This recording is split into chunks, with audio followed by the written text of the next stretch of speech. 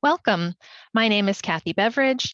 On behalf of the League of Women Voters of Bucks County, I would like to welcome you to this interview with Susan Gibson, candidate for Region 8 School Director for the Central Bucks School District. The League is a nonprofit, nonpartisan volunteer organization dedicated to empowering voters and defending democracy. We want all voters to cast an informed vote in every election, and these interviews, as well as our online voters guide, vote411.org, give voters a chance to learn where candidates stand on the issues. We have invited all candidates running for school director in the Central Bucks School District to participate in these interviews as a service to the voters of Bucks County. These interviews are unedited, and candidates were provided with the questions in advance. All candidates are being asked the same 6 questions and will be given 90 seconds to reply to each. Welcome, Susan. Thank you. I appreciate you having me. Great. The first question is, why do you want to be a school board director, and what are your qualifications? I want to be a school board director because I really want to help support students and teachers in our current school district. And our current policies that have been enacted by our current school board majority are not very supportive of all students and all teachers. I am a mother of 4 children who have or will be in the school district here at Central Bucks.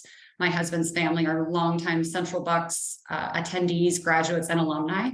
So I care deeply about this school district. I will be in the district as a parent for 28 years between my oldest and my youngest, because I have quite the age span. So I have a very vested interest in seeing this school board right the ship and go towards a more positive path for our students and teachers. I am qualified for the position as a local attorney. As an attorney, obviously, I have the skill sets that go along with being an attorney, such as critical thinking, making sure I'm looking at all of the issues from all of the angles, data collection, information gathering before making decisions and before making informed decisions. I volunteer extensively at my children's schools. I'm very dedicated in our community, and I'm currently the co-treasurer at my school's Home and School Association for my elementary age children. And with all of that, I would be extraordinarily proud to serve on this school board. Okay. What are the 3 most pressing issues for the Central Bucks School District? I think the 3 most pressing issues right now is the allegations of continued bullying and emotional and physical violence that may be occurring in our schools or between our school students outside of school, and what support the teachers have to help put an end to that type of behavior. I think that's a very big issue for our district right now that can be solved by improving the amount of mental health professionals we have in our district that are of a clinical nature, to flesh out the guidance counselors' offices with trained, licensed clinical healthcare providers or mental health care providers. The second biggest issue we have in the district right now is how money is being spent and the lack of transparency by the current school board. So we have spent over $1 million of our taxpayers' money on defending allegations of bullying and abuse of students by other students that could have been handled by simply enacting some very common sense policies to support all students. So the misdirected funds that were used in those investigations and how we're spending money is a huge issue in the district. And I think the third issue that comes from both of those things is that we are starting to lose valuable teachers who do not want to educate in this district as much as they used to. And all of that will end up really eviscerating our school district and what it's become to be known for. And we would like to see that obviously change.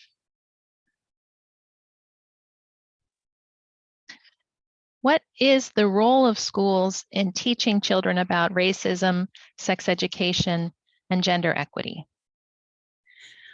I think our public schools have a responsibility to teach all students about all of these issues.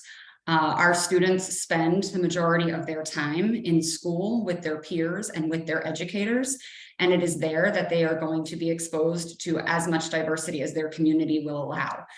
We come from our families, and within our own families, we are probably not very diverse in our opinions or our backgrounds. And so it's within the public schools that we can be exposed to many different ideas, philosophies, and how to think. Also, as it relates to sex education, I think it's imperative that the public schools teach sex education so that we can improve the physical health of our teenagers by ensuring that we are not transmitting communicable diseases and having unplanned for pregnancies that would put a strain on a young student's life. So I think all of these things are extremely important to be handled at and near the public school, in our public schools. I think that we need to review our current curriculum and make sure that it is in fact teaching about some of these issues that maybe not have gotten a lot of attention in historic years. So a review of the curriculum to ensure that it is teaching all of these in an evidence-based way that provides for the most opportunity for discussion, critical thinking, acceptance. I think that's just the biggest key with all of those issues. I know you've touched on this a little bit already.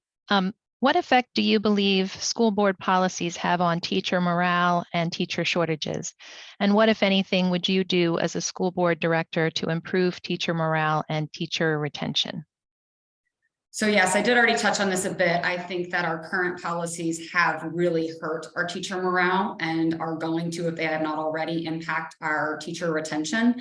I have heard from teachers in our district since I began my campaign that the vast majority of them do not support some of these policies being put in place. So the fact that our school board is enacting policies that are not approved of by our teachers, or in which they were even involved or asked their opinion about in any sort of real way, makes them feel like they're not involved in their profession. And I think a lot of them feel as though they are being insulted in some ways by some of these policies. The insinuation, of course, is that they are not necessarily able to do their jobs in professional ways without micromanagement and extreme oversight. So I think a lot of them feel as though their freedom to teach in the ways they want to teach has been chilled and harmed. And I think that in order to address that, I think you have to talk to the teachers. I think you need to have an open dialogue with teachers, administrators, go to the staff meetings, find out what these teachers need to make them more effective. I think the school board's role is a supportive one of teachers, not a directive one of telling teachers what to do. So I think our job is to find out, what do you need to teach effectively, and then figure out whether we can within our budget and within our other constraints. And I think the conversation has been kind of in the reverse for the past year and a half. Do you advocate any changes to the curriculum at any level? And if so, what changes would you advocate? I would want to ensure that our curriculum is meeting the best standards for all of our students. And I don't have a specific thing that I would advocate for at this point, but I do think a good school board is always asking questions about how is our curriculum meeting the needs of our students, and looking at the ways in which it is or is not meeting the needs of the community. So, we've heard a little bit about how students might be struggling a bit since they were out of, limited school access during the pandemic years. So I'm not sure if that requires any sort of adjustment to curriculum approach, how we're teaching students, but it is definitely something that we should all be looking at it at every opportunity.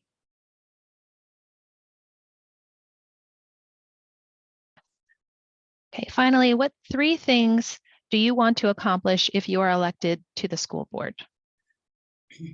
The first thing I would want to accomplish would be to repeal the harmful policies that have divided our district. I don't think that either the restrictive library policy nor the policy as it relates to cultural expression of teachers in the classroom were necessary policies. So if it were possible for me to repeal those 2 policies, that would be one of the first things I'd want to do.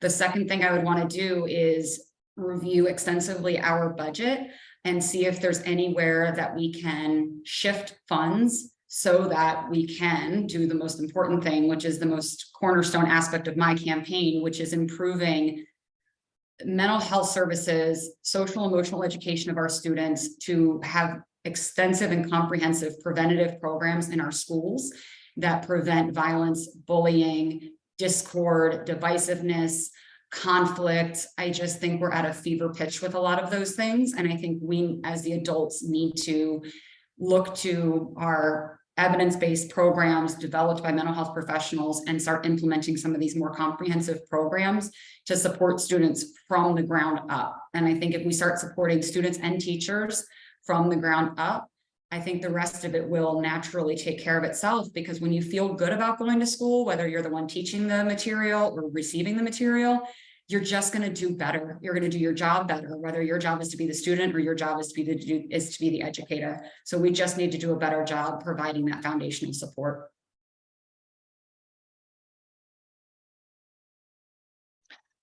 Okay. This concludes our interview with Susan Gibson, who is running for Region 8 School Director of the Central Bucks School District. Thank you, Susan. Thank you. Voters who are unsure of their school district region can go to www.vote411.org to see only the candidates who will be on their ballot for all of the races in the municipal primary. The election will be on Tuesday, May 16th.